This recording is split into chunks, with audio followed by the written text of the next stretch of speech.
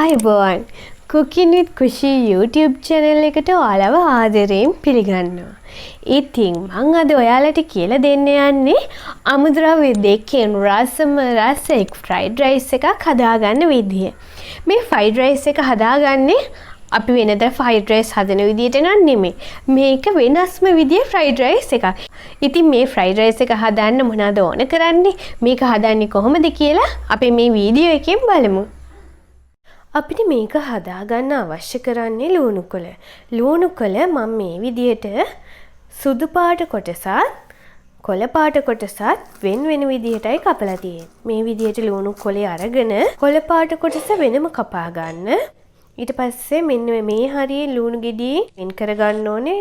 එතන ඉඳන් ඒ තියෙන සුදු පාට කොටස අපි වෙනම තමයි කපා ගන්න. මොකද මේ සුදු පාට කොටසින් තමයි අපේ මේ fried rice එකට කියා ගන්න බැරි රසක් එකතු කරන්නේ මේ ලුණු ගහේ තියෙන සුදු පාට කොටසින්. ඉතින් අපි මේ කොටස් දෙක වෙනම තමයි කපා ගන්න ඕනේ. ලුණු ගහේ සුදු පාට කොටස එක පැත්තකින් තියා ගන්නවා, කොළ පාට කොටස එක පැත්තකින් තියා ගන්න. ඔයාලත් මේ විදිහටම ලුණු ගහ කොටස් දෙකකට හිටින විදිහට කපාගෙන වෙන් කර ගන්න. විදියට ඔයාලත් වෙන් කරලා තියාගන්න. ඒ වගේම අපිට ඕන වෙනවා ඊයේ රෑ උයාගත්තු බත්. මම මේ fried rice එක හදන්න අරගන්නේ ඊයේ රෑ මම උයලා ඉතුරු වෙච්ච බත් ටික. මේ බත් ටික මම ෆ්‍රිජ් එකේ දාලා අරගෙන තමයි මේ fried rice එක හදන්න අරගන්නේ. බිත්තර දෙකක්, cooking oil, ඒ වගේම අපිට ඕන කරනවා soya sauce, oyster sauce. Soya sauce නැත්නම් ඔයිස්ටර් සෝස් උනත් පාවිච්චි කරන්න පුළුවන්. අපි එහෙනම් මේ fried rice එක හදන්න පටන් ගමු. මුලින්ම කරන්න ඕනේ ඔයාලා උයාගත්තු බත් කෝප දෙකක් මේ වගේ බෝල් එකකට එකතු කරගන්න ඕන. මම උයපු බත් කෝප දෙකක් මේ බෝල් එකට එකතු කරගන්නවා. අපි fried rice එකක් හදද්දී ඊයේ උයපු බත් එක තමයි ගන්න ඕනේ. මොකද ඒකෙන් මේ fried rice එකේ රස තව වැඩි වෙනවා. දැන් මම මේකට බිත්තර දෙක එකතු කරගන්නවා. මේ විදියට බිත්තර දෙක එකතු කරගන්න. දැන් අපි ගෑරැප්පුවක් ආධාරයෙන් බත් ටිකයි බිත්තර දෙකයි හොඳට මික්ස් කරගන්න ඕන. ටික වෙලාවක් හොඳට මේ ටික කලවම් කරගන්න. දැන් මම ලෑස්ති වෙන්නේ මේ බත රසවත් කරන රසකාරක ටික එකතු කරගන්න. මුලින්ම අපි මේකට ලුණු තේ හැඳි 4න් 1ක ප්‍රමාණයක් එකතු කර ගන්නවා. දැන් ඒ ටික බත් ටිකේ හොඳට මික්ස් කරගන්න. ඊට පස්සේ මම සෝයා සෝස් මේස හැන්දක් එකතු කර ගන්නවා. ඔයාලට පුළුවන් මේ වෙනුවට ඔයිස්ටර් සෝස් මේස හැන්දක් එකතු කර ගන්න. දැන් ඒ ටිකක් කලවම් කරගෙන අපි මේකට cooking oil මේස හැන්දකුත් එකතු කර ගන්න ඕන. මේ විදිහට cooking oil මේස හැන්දකුත් එකතු කරගන්න. දැන් මේක හොඳට මික්ස් කරගන්න ඕන. දැන් අපි මේ බත් එකේ රසකාරක ටිකත් එකතු කරගත්තනේ. දැන් අපි යන්නේ මේ බත් එක හදන විදිය බලන්න. මුලින්ම ඔයාලා fried rice හදන ඔයාලගේ sauce pan එක ලිපේ තියලා ඒකට cooking oil මේස හැඳි දෙකක් එකතු කරගන්නවා. තෙල් ටික රත් වෙද්දී අපි මේකට මුලින් කපාගත්තු ලුණු කොළවල සුදු පාට කොටස අපි මේ තෙල් එකට එකතු කර ගන්නවා. ලුණු කොළ ටික මද ගින්දරේ ටික වෙලාවක් බැද ගන්න ඕන. හරිම සුවඳක් එනවා මේකෙන් ලුණු කොළ ටික බැදෙද්දී. මේ ලුණු කොළවල සුදු පාට කොටසින් වෙන්නේ බත් එක තවත් රසවත් කරන එක. ඒකෙන් මේ අපේ fried rice එකට පුදුම රසක් කියා ගන්න බැරි විශේෂ රසක් මේ බත් එකට එකතු වෙනවා.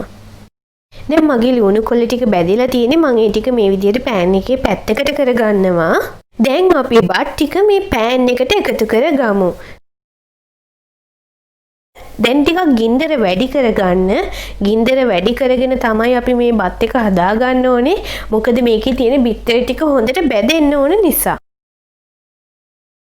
මේ වෙලේදී අපි හොඳට මේ බත් එක කූරු ගාන ගමන් තමයි හදාගන්න ඕනේ. ගින්දර ටිකක් වැඩි කරලා තමයි අපි මේ බත් එක කූරු ගා ගන්න ඕනේ.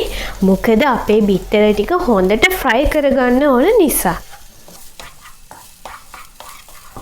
ඔයාලට පුළුවන් මේ වෙලේදී ඔයාලා කැමති නම් ගම්බිරිස් කුඩු එහෙම නැත්නම් කෑලි මිරිස් කුඩු එකතු කරගන්න. මං කෑලි මිරිස් එකතු කරගන්න කැමති. ඉතින් මේ වෙලේදී මම කෑලි මිරිස් කුඩු තේ හැඳි භාගයක් එකතු කරගන්නවා. ඔයාලා ගම්බිරිස් එකතු කරගන්නව නම් ඒකත් මේ ප්‍රමාණයෙන්ම එකතු කරගන්න. මං කෑලි මිරිස් ටිකක් එකතු කරගත්තේ රසයයි පාටයි දෙකම වෙනසක් දකින්න පුළුවන් නිසා දැන් අපි මේ ටික හොඳට ඉක්මනට මික්ස් කරගමු.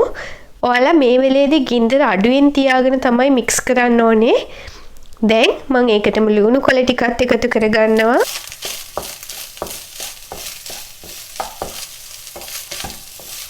ඉතින් හරි ලේසියෙන් රස ෆ්‍රයිඩ් රයිස් එකක් ඔයාලටත් පුළුවන් මේ විදිහට ගෙදරදී හදාගන්න. තියෙන තත්වයක් එක්ක අපිට අමාරුයි ගොඩාක් අමුද්‍රව්‍ය හොයලා ගොඩාක් රසකාරක දාලා ෆ්‍රයිඩ් රයිස් හදාගන්න. ඒ වුණාට මේක අමුද්‍රව්‍ය දෙකක් වුණත් මේ ෆ්‍රයිඩ් රයිස් එක පුදුම රසක් තියෙන්නේ. දැනටමත් පුදුම සුවඳක් එන්නේ. හරිම සුවඳයි.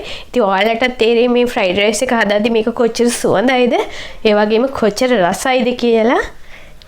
මේ විදිහට ගින්දර අඩු කරගෙන හොඳට කූරු ගගා මේ ෆ්‍රයිඩ් රයිස් එක ටික වෙලාවක් පිස ගන්න ඕන. ඉක්මනින් අපි අද රයිස් එක හදාගත්තා. හරිම සුවඳයි, චයිනීස් සුවඳක් තමයි එන්නේ. අපි එහෙනම් දැන් මේක සර්ව් කරන්න යන්නේ.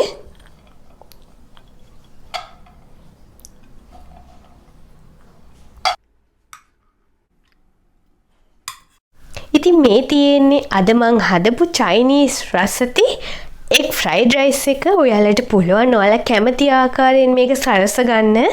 මම ලුණු කොළ වලින්ම මේක සරස ගන්නවා.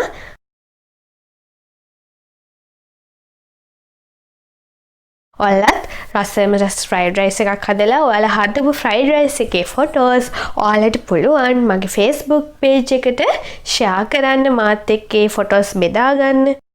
ඔයාලත් ගෙදරදී මේ රස ෆ්‍රයිඩ් රයිස් එක හදලා ඔයාලගේ ආදරණීය අදහස් මටත් එවන්න. ඉතින් මේක ඔයාලට